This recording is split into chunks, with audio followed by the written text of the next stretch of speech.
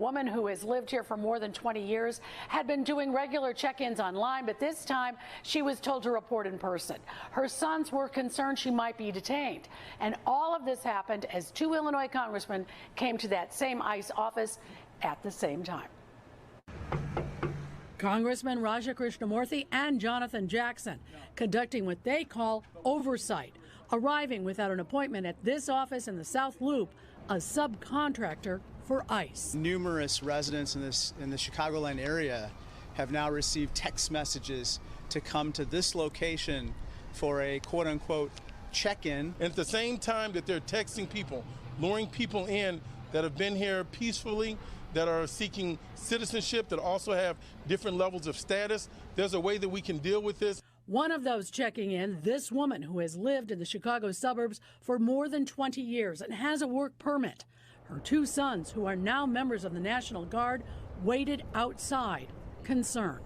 We fear of her being detained and not us being there.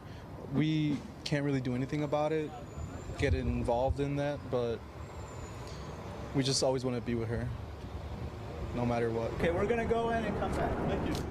The congressmen were able to finally get inside, and Chicago police were quickly notified. About 30 minutes later, they left, but they were critical of how they were treated by those in charge of the ICE office. He said he was an officer.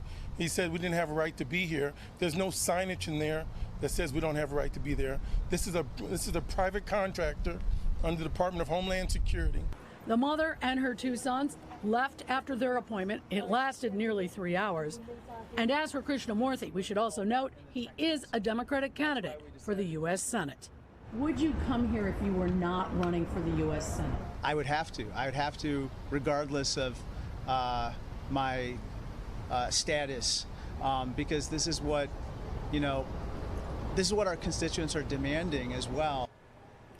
One of the brothers tells me the suburban mother checking in today was told she can do so by phone for her next appointment in 5 months, but she was also told not to speak to reporters. So they just happened to be there on that same day. But what a scene there with her two sons dressed in uniform. Right. Very